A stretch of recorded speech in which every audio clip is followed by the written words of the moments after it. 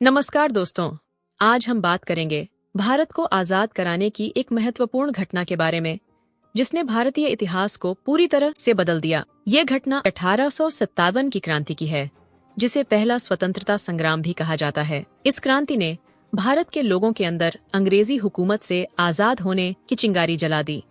इस क्रांति ने न केवल ब्रिटिश साम्राज्य की नींव हिला दी थी, बल्कि भारतीय संघर्ष की एक नई कहानी लिखी थी। आइए अब हम समझते हैं कि किन किन घटनाओं की वजह से 1857 की क्रांति हुई। ब्रिटिश ईस्ट इंडिया कंपनी ने 1600 ईस्वी में भारत में अपने व्यापार की शुरुआत की थी। धीरे धीरे इस कंपनी ने भारत के विभिन्न हिस्सों पर अधिकार जमा लिया।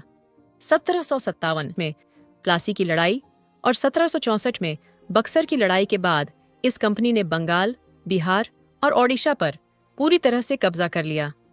इसके बाद कंपनी ने भारतीय रियासतों को अपने अधीन करना शुरू कर दिया था। 1857 के समय में ब्रिटिश सेना के भारतीय सैनिकों को एक नई बंदूक एनफील्ड राइफल के प्रयोग के लिए मजबूर किया जा रहा था। इसके कारतूस में गाय और सूअर की चर्बी का इस्तेमाल किया जाता था। 29 मार्च 1857 को बैरकपुर छावनी में एक भारतीय सिपाही मंगल पांडे ने इस मुद्दे के खिलाफ क्रांति कर दिया। ये घटना क्रांति की शुरुआत का प्रतीक बनी।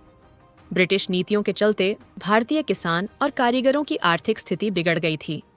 अंग्रेजों ने किसानों पर भारी टैक्स लगाना शुरू कर दिया और उनसे उनकी ही फसल का एक बड़ा हिस्सा ले लिया। इसके नतीजा ये निकला कि कई किसानों ने अपनी जमीनें खो दी और कारीगर बेरोजगार हो गए। अंग्रेजों की यह नीति केवल आर्थिक शोषण के रूप में ही नहीं, बल्कि भारतीय समाज की रीढ़ तोड़ने के रूप में भी देखी गई। अंग्रेजों ने भारतीय राजाओं और नवाबों के साथ की गई पुरानी संधियों को तोड़ दिया और डॉक्ट्रिन ऑफ लैप्स के तहत कई राज्य अपने हाथ से ले लिए। उदाहरण के लिए 1856 में लॉर्ड डलहौजी ने झांसी की रानी लक्ष्मीबाई के राज्य को हड़प लिया। इसी तरह अवध के नवाब वाजिद अली शाह को भी 1856 में उनके राज्य से बेदखल कर दिया गया। इन घटनाओं ने भारतीय शासकों में गहरी नाराजगी और क्रांति की भावना को जन्म दिया। अंग्रेजों ने भारतीय समाज की परंपराओं और रीति रिवाजों में भी हस्तक्षेप करने लगे।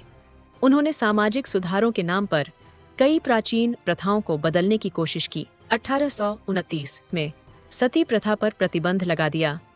1856 में विधवा पुनर्विवाह कानून और अन्य सुधारों ने भारतीय समाज के पारंपरिक ढांचे को हिलाकर रख दिया। इससे भी लोगों में नाराजगी और असंतोष पैदा हुआ। मुख्यतः इन्हीं कारणों की वजह से 1857 में आज़ादी की क्रांति की आंधी उठी, और जब ये आंधी उठी फिर इसने रुकने का नाम नहीं लिया, जब तक अंग्रेज हमारे भारत देश को छोड़कर नहीं चले गए। अब हम देखेंगे कि 1857 का विद्रोह कैसे शुरू हुआ और इसके प्रमुख नेता कौन कौन थे। 29 मार्च 1857 को बैरकपुर छावनी में मंगल पांडे नामक एक भारतीय सैनिक ने ब्रिटिश अधिकारियों के खिलाफ विद्रोह किया। अंग्रेजों ने भारत में एक नई बंदूक लाया, जिसे भारतीय सैनिकों को चलाने के लिए दिया गया, जिसका नाम एनफील्ड राइफल था। इस बंदूक को लोड करने के लिए कारतूस को मुंह से छीलकर बंदूक में भरना होता था, और इस बंदूक में लगने वाले कारतूस को गाय और सूअर की चर्बी का इस्तेमाल करके बनाया जाता था। हिंदुओं में गाय को पवित्र माना गया है और मुसलमानों के लिए सूअर नापाक होता है। इसी कारण से मंगल पांडे और उसके साथियों ने विद्रोह किया। मंगल पांडे ने विद्रोह के दौरान ब्रिटिश अधिकारियों पर हमला किया और अन्य सिपाहियों को भी विद्रोह के लिए उत्तेजित करने का प्रयास किया। हालांकि उनका विद्रोह जल्द ही दबा दिया गया, लेकिन यह विद्रोह देश भर में क्रांति की शुरुआत का कारण बना। उनकी बहादुरी ने अन्य सैनिकों और भारतीय जनता में विद्रोह की भावना को प्रज्वलित कर दिया। 10 मई 1857 को मेरठ छावनी में भारतीय सिपाहियों ने अपने ब्रिटिश अधिकारियों के खिलाफ बगावत कर दी। मेरठ में विद्रोह का प्रमुख कारण भी वही था, एनफील्ड राइफल में लगने वाले कारतूस। ये विद्रोह तेजी से फैल गया और सैनिकों ने दिल्ली की ओर कूच किया। वे दिल्ली पहुंचे और बहादुर शाह जफर को अपना नेता घोषित किया। बहादुर शाह जफर, जो उस समय दिल्ली के मुगल सम्राट थे, उनको क्रांतिकारियों ने अपना नेता बनाया। उन्होंने क्रांतिकारियों का नेतृत्व स्वीकार कर लिया और दिल्ली विद्रोह का केंद्र बन गया। बहादुर शाह जफर का नेतृत्व मुख्य रूप से इस उम्मीद में था कि मुगल साम्राज्य को फिर से स्थापित किया जा सके। कानपुर में नाना साहिब ने क्रांति का नेतृत्व किया। नाना साहिब का मुख्य कारण अंग्रेजों द्वारा उन्हें पेंशन न देना था, जो उनके पिता पेशवा बाजीराव द्वितीय के बाद उनसे वादा किया गया था। नाना साहेब ने अंग्रेजों के खिलाफ संघर्ष किया और कानपुर को क्रांति का एक महत्वपूर्ण केंद्र बना दिया। कानपुर में हुए संघर्ष और नरसंहार ने क्रांति को और भी तीव्र बना दिया। झांसी की रानी लक्ष्मीबाई ने अपनी बहादुरी और नेतृत्व क्षमता से क्रांति में महत्वपूर्ण भूमिका निभाई। रानी लक्ष्मीबाई का मुख्य कारण डॉक्ट्रिन ऑफ लैप्स था, जिसके तहत अंग्रेजों ने उनके राज्य झांसी को हड़प लिया था। जब अंग्रेजों ने झांसी पर आक्रमण किया तो रानी लक्ष्मीबाई ने वीरता के साथ अपने राज्य की रक्षा की। उन्होंने ग्वालियर तक अंग्रेजों के खिलाफ संघर्ष किया और अपनी आखिरी सांस तक लड़ी और 17 जून 1858 को वह वीरगति को प्राप्त हुई। अवध में बेगम हजरत महल ने अंग्रेजों के खिलाफ संघर्ष का नेतृत्व किया। उनके पति नवाब वाजिद अली शाह को अंग्रेजों ने राज्य से बेदखल कर दिया था। बेगम हजरत महल का मुख्य कारण अंग्रेजों द्वारा अवध राज्य को हड़पना था। उन्होंने लखनऊ को अंग्रेजों से मुक्त कराने के लिए युद्ध लड़ा और इस संघर्ष में महत्वपूर्ण भूमिका निभाई। बिहार में कुंवर सिंह ने 80 वर्ष की उम्र में अंग्रेजों के खिलाफ संघर्ष किया। कुंवर सिंह का मुख्य कारण अंग्रेजों द्वारा उनके राज्य पर कब्जा करना और आर्थिक शोषण था। आरा के कुंवर सिंह ने अपने राज्य और लोगों की रक्षा के लिए युद्ध लड़ा और अपनी वीरता से अंग्रेजों को चुनौती दी। ये सभी वीर सेनानी और घटनाएं 1857 की क्रांति के महत्वपूर्ण हिस्से थे। इनके साहस और नेतृत्व ने पूरे देश में स्वतंत्रता की लहर फैलाई। अब हम जानेंगे कि अंग्रेजों ने 1857 के क्रांति को कैसे दबाया और इसके परिणाम स्वरूप क्या हुआ। जब ब्रिटिश अधिकारियों को क्रांति के बारे में पता चला तो उन्होंने तुरंत अपनी सेना को संगठित किया। ब्रिटिश सेना ने क्रांतिकारियों के खिलाफ बड़े पैमाने पर अभियान शुरू किया। उन्होंने अपने सैन्य बलों को भारत के विभिन्न हिस्सों में भेजा और क्रांति को दबाने के लिए कठोर कदम उठाए। विद्रोह के बाद मंगल पांडे को गिरफ्तार कर लिया गया और उनके खिलाफ कोर्ट मार्शल आयोजित किया गया। उन्हें विद्रोह और अपने वरिष्ठ अधिकारियों पर हमला करने के आरोप में दोषी ठहराया गया और मंगल पांडे को 8 अप्रैल 1857 को फांसी पर चढ़ा दिया गया। उनकी फांसी बैरकपुर छावनी में की गई थी और इसे अन्य सैनिकों को चेतावनी देने के रूप में देखा गया। सितंबर 1857 में अंग्रेजों ने भारी संघर्ष के बाद दिल्ली पर पुनः कब्जा कर लिया। जनरल जॉन निकोलसन के नेतृत्व में ब्रिटिश सेना ने दिल्ली को चारों तरफ से घेर लिया और क्रांतिकारियों के साथ भीषण संघर्ष किया।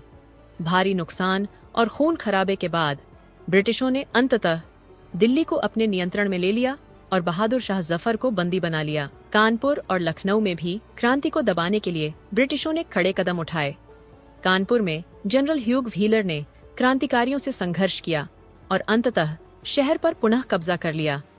लखनऊ में हेनरी हैवलॉक और कॉलिन कैंपबेल ने मिलकर क्रांतिकारियों को हराया और शहर को अपने कब्जे में ले लिया। बिहार में कुंवर सिंह ने अपने राज्य को बचाने के लिए ब्रिटिशों के खिलाफ लगातार संघर्ष किया।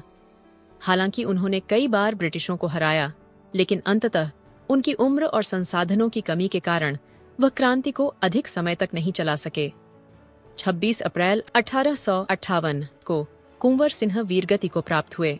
बेगम हजरत महल ने लखनऊ में ब्रिटिशों के खिलाफ वीरता से लड़ाई लड़ी, लेकिन 1858 के अंत तक ब्रिटिशों ने अवध पर पुनः कब्जा कर लिया। बेगम हजरत महल को नेपाल में शरण लेनी पड़ी। इस तरह से अंग्रेजों ने 1857 की क्रांति को दबा तो दिया, पर उसके बाद आजादी की चिंगारी ने पूरे देश में आग पकड़ ली।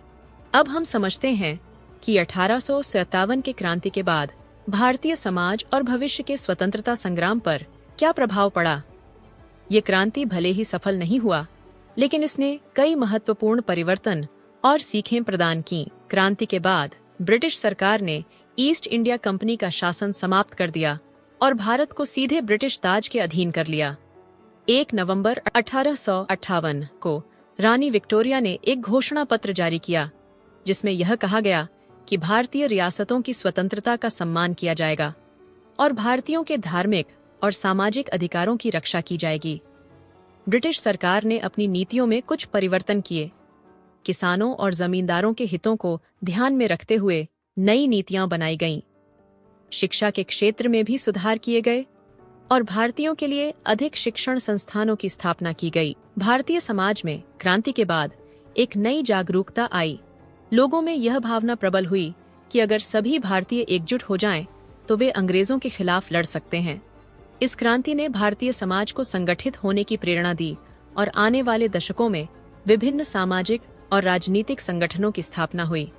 अंग्रेजों ने भारतीय सैनिकों की भर्ती और उनके प्रशिक्षण में कई परिवर्तन किए।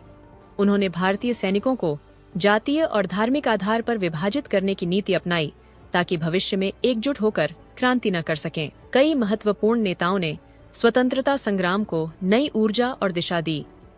बाल गंगाधर तिलक, महात्मा गांधी, जवाहरलाल नेहरू और सुभाष चंद्र बोस जैसे नेताओं ने इस संग्राम को आगे बढ़ाया और भारतीय जनता को स्वतंत्रता के लिए एकजुट किया। इस क्रांति से सीख लेते हुए भारतीय नेताओं ने संगठित और योजनाबद्ध तरीके से स्वतंत्रता संग्राम को आगे बढ़ाने का संकल्प लिया।